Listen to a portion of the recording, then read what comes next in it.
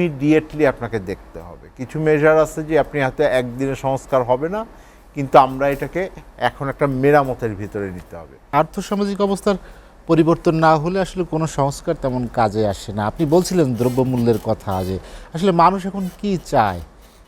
সে চায় যে কম দামে জিনিসপত্র কিনবে, তার জীবনমান যাতে ঠিক থাকে, তাকে যেন কোনো কিছুর সাথে আপোষ করে চলতে না হয়। সেই পরিস্থিতিকে উত্তরণে আসলে সংস্কার কতটা জরুরি? না, এটা আমি বলবো যে দুটোই অঙ্গাঙ্গিভাবে জড়িত আর কি।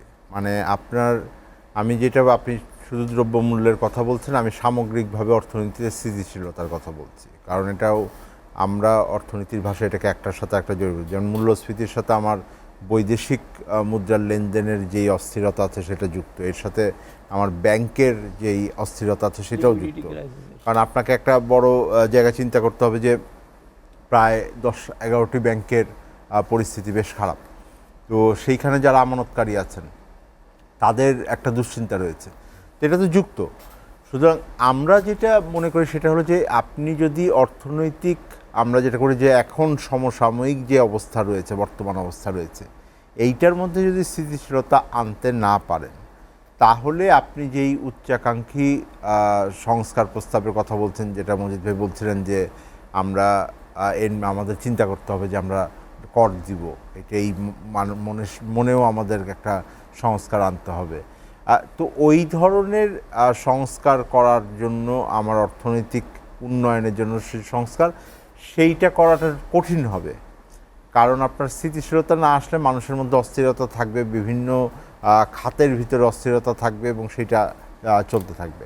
আবার উল্টো করে যদি দেখেন, এই সংস্কারগুলো যদি না হয়, এই প্রতিষ্ঠানগুলো যদি দুর্নীতিমুক্ত না হয়, এগুলো যদি আমার গোষ্ঠী স্বার্থের করায়ত্তের বাইরে না আসে, এটা যদি আমাদের সাধারণ মানুষের ভিতরে এক ধরনের ন্যায্যতার অর্থনৈতিক নীতি প্রয়োগ করতে না পারে, তাহলে আবার ওই যে আমার অর্থনীতির ভেতরে যে আমি বলছি যে একটা স্থায়ী সমাধান দেওয়া, স্থিতিশীলতার কথা বলি বা এটার প্রবৃদ্ধির কথা বলি, অগ্রগতির কথা বলি, কর্মসংস্থানের বলি, এইটা সহজ হবে না। সুতরাং আপনি যদি আগে সেই লুটপাট তন্ত্র যেটা আমরা বলি যে লুটেরাদের এখন বলেন যে সেগুলো থেকেই যাবে, হ্যাঁ, আমাকে যদি বলেন যে এখন কোনটা মানুষ চায়, মানুষ দুটোই চায় এখন, এবং দুটোই করতে হবে। এবং বিষয় হলো যে কোনটা, এবং একটা আর একটার সাথে যুক্ত, যে একটা না হলে আরেকটা হবে না। এটা সংস্কার না করলেও এটা করা কঠিন, ওইটা না করলেও সংস্কার কার্যক্রম চালিয়ে নেওয়া না। কিন্তু আগে পরের ব্যাপার না। আমি যেটা বলি যে সেটা হলো যে সিকোয়েন্স। আপনার কিছু বিষয় আছে, যেমন কিছু সংস্কার আছে সময় নিবে, ওইটা করতে 1 বছর 2 বছর লাগবে। তো সেই 1 বছর 2 বছরকে আমি অর্থনীতির প্রক্রিয়াকে সামাল দিব না, তা আমরা সবার সামাল দেব। তো ওইটা আপনার কিছু বিষয় আছে যে আপনার ইমিডিয়েটলি আপনাকে দেখতে হবে। কিছু মেজার আছে যে আপনি হয়তো একদিনে সংস্কার হবে না, কিন্তু আমরা এটাকে এখন একটা মেরামতের ভিতরে নিতে হবে।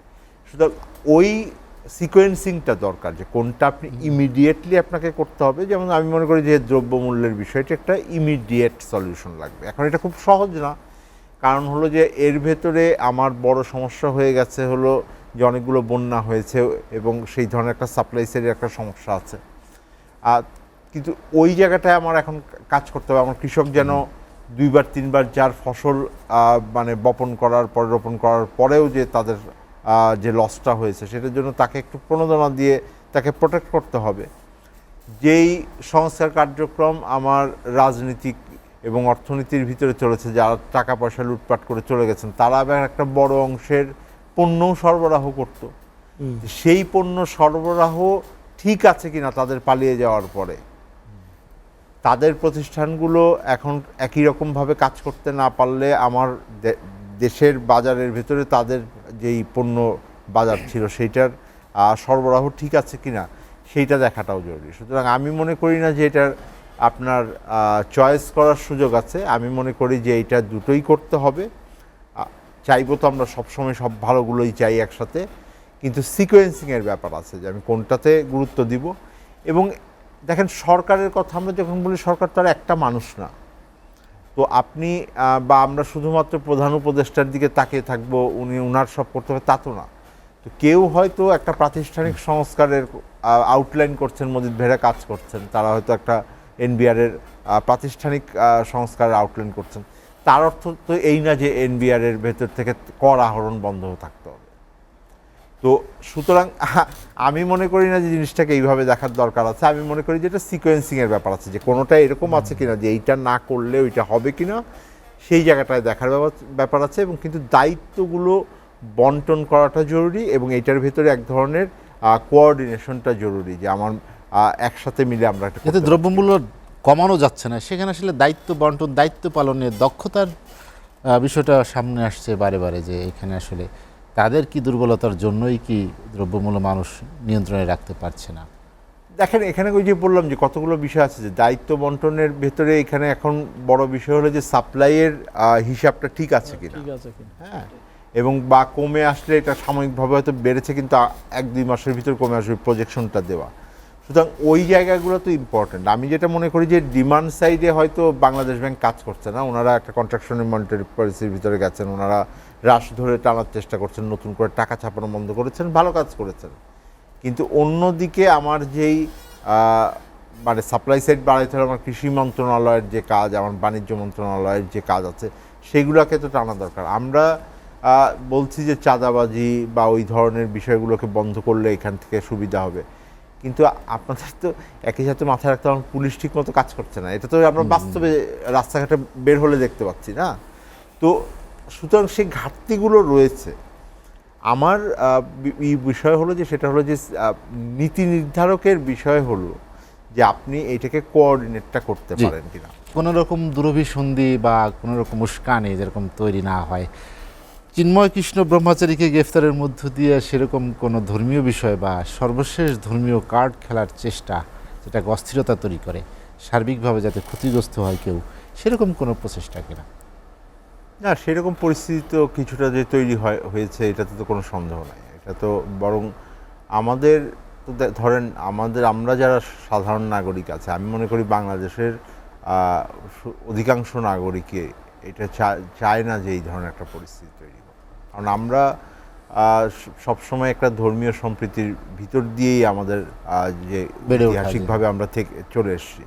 এইটা আমি মনে করি যে এটা ঠিক রাজনৈতিক কিনা সেটা নিয়েও এখন প্রশ্ন আছে, যে আসলে রাজনীতি অংশ কিনা। এবং সেইটা বড় বিষয় হলো যে